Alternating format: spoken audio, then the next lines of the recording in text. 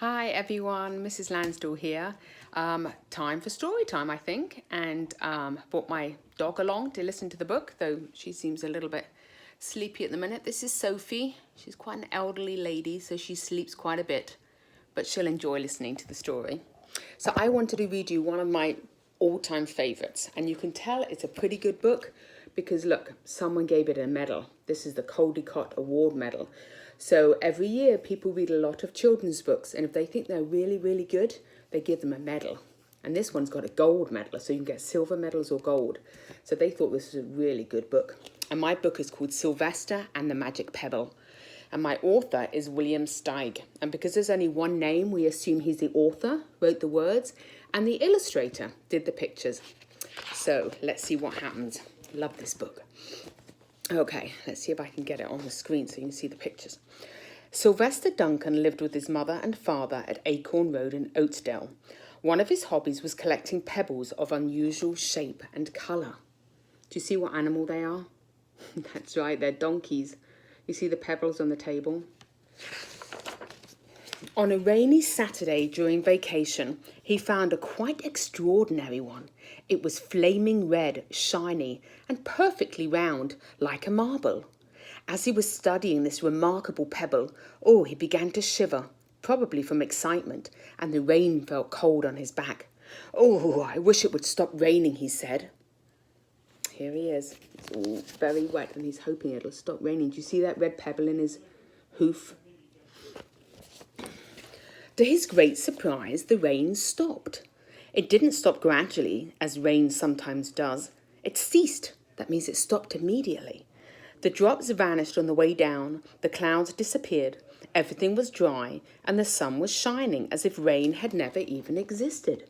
So look at the 2 pages. It's pouring with rain, then all of a sudden it stops. In all his young life, Sylvester had never had a wish granted so quickly. It struck him that magic must be at work, and he guessed the magic must be in the remarkable-looking red pebble, where indeed it was. To make a test, he put the pebble on the ground, and he said, "I wish it would rain again." Nothing happened. But when he said the same thing holding the pebble in his hoof, the sky turned black, there was lightning and a clap of thunder, and the rain came shooting down. It's raining again. What a lucky day this is, thought Sylvester. From now on, I can have anything I want. My father and mother can have anything they want. My relatives, my friend, and anybody at all can have anything they want.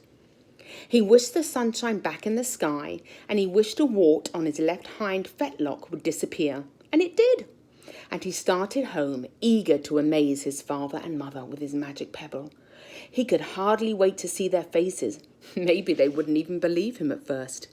So there he is, heading home with his magic red pebble that grants wishes. As he was crossing Strawberry Hill, thinking of some of the many, many things he could wish for, he was startled to see a mean, hungry lion looking right at him from behind some tall grass.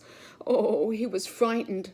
If he hadn't been so frightened, he could have made the lion disappear, or he could have wished himself safe at home with his father and his mother. He could have wished the lion would turn into a butterfly or a daisy or a gnat. He could have wished many things, but he panicked and he couldn't think carefully. "Oh, I wish I were a rock," he said, and he became a rock. Do you see Sylvester has turned into a rock? Here he is as a donkey, but he was holding the pebble, and he wished he was a rock so the lion wouldn't hurt him. The lion came bounding over, sniffed the rock 100 times, walked around and around it, and went away confused, perplexed, puzzled, and bewildered. "I saw that little donkey as clear as day. Maybe I'm going crazy," he muttered. And there's Sylvester as a rock. And there was Sylvester, a rock on Strawberry Hill, with the magic pebble lying right beside him on the ground, and he was unable to pick it up. "Oh, how I wish I were myself again," he thought. But nothing happened. Why do you think nothing happened? That's right, look at the pebble. Sylvester's not touching it. It's too far away from the rock, so his wish isn't coming true. He had to be touching the pebble to make the magic work, but there was nothing he could do about it. His thoughts began to race like mad. He was scared and worried. Being helpless, he felt hopeless. He imagined all the possibilities, and eventually he realized that his only chance of becoming himself again was for someone to find that red pebble and to wish that the rock next to him would be a donkey.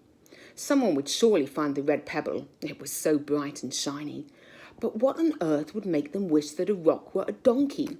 Oh, the chance was 1,000,000,000 to 1 at best. Sylvester fell asleep.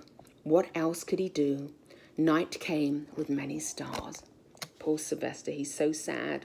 Just wants to get home to his mummy and daddy. Meanwhile, back at home, Mr. and Mrs. Duncan paced the floor, frantic with worry.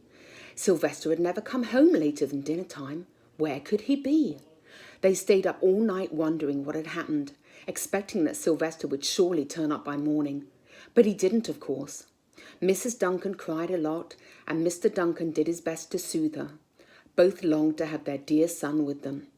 I will never scold Sylvester again as long as I live. Scold is to tell off. No matter what he does. At dawn, they went about inquiring of all their neighbours. So they're asking everyone if they've seen Sylvester. They talked to all the children, the puppies, the kittens, the colts, the piglets. No one had seen Sylvester since the day before yesterday. They went to the police. The police could not find their child. Oh. All the dogs in Oatsdale went searching for him. They sniffed behind every rock and tree and blade of grass, into every nook and gully of the neighbourhood and beyond, but they found not a scent of him. They sniffed the rock on Strawberry Hill, but it smelt like a rock. It didn't smell like Sylvester. So there's all the dogs. They're trying to find Sylvester, but Sylvester is still a rock. Oh my goodness. After a month of searching the same places over and over again and inquiring of the same animals over and over again, Mr. and Mrs. Duncan no longer knew what to do. They thought that something dreadful must have happened and that they would probably never see their son again, though all the time he was less than a mile away. They tried their best to be happy, to go about their usual ways, but their usual ways included Sylvester, and they were always reminded of him. They were miserable. Life had no meaning for them anymore. They're so sad. They miss their son terribly. Night followed day and day followed night over and over again. Sylvester on the hill woke up less and less often. When he was awake, he was only hopeless and unhappy. He felt he would be a rock forever, and he tried to get used to it. He went into an endless sleep. The days grew colder. Fall came with the leaves changing colour. Then the leaves fell and the grass bent to the ground. Do you see the rock, the magic pebble? Here it is. Poor Sylvester. Then it was winter. The winds blew this way and that. It snowed. Mostly the animals stayed indoors, living on the food they had stored up. One day a wolf sat on the rock that was Sylvester, and he howled and howled because he was hungry. See the wolf howling? Then the snows melted. The earth warmed up in the spring sun and things budded. Leaves were on the trees again. Flowers showed their young faces.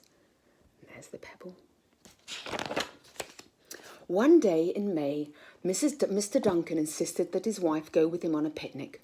Let's cheer up, he said. Let us try to live again and be happy, even though Sylvester, our angel, is no longer with us. And they went to Strawberry Hill. Mrs. Duncan sat down on the rock. The warmth of his own mother sitting on him woke Sylvester up from his deep winter sleep. Oh, how he wanted to shout, "Mother, Father, it's me, Sylvester. I am right here." But he couldn't talk. He had no voice. He was stone dumb. And look, there's the pebble, and there's Sylvester's mummy and daddy. They're so close. Mr. Duncan walked aimlessly about while Mrs. Duncan set out the picnic food on the rock. Alfalfa sandwiches, pickled oats, sassafras salad, Timothy compote. Suddenly Mr. Duncan saw the red pebble. "What a fantastic pebble!" he exclaimed. "Sylvester would have loved it for his collection." And he put the pebble on the rock. It's on the rock now. They sat down to eat. Sylvester was now as wide awake as a donkey that was a rock could possibly be. Mrs. Duncan felt some mysterious excitement. You know, Father, she said suddenly, I have the strangest feeling that our dear Sylvester is still alive and not far away. I am, Sylvester wanted to shout, but he couldn't. If only he had realised that the pebble resting on his back was the magic pebble. And then he could have wished for something, right? But he doesn't realise that he can do that. Oh, how I wish he were with us today on this lovely May Day, said Mrs. Duncan. Mr. Duncan looked sadly at the ground. Don't you wish it too, Father? She said. He looked at her as if to say, how can you ask such a question? Of course I miss him. Mr. and Mrs. Duncan looked at each other with great sorrow. I wish I were myself again. I wish I were my real self again, thought Sylvester. And in less than an instant he was. Do you see here how the sound of the picnic was laid on the rock? But because Sylvester has wished he was himself again, he's turned back into a donkey with all the picnic on his back. You can imagine the scene that followed.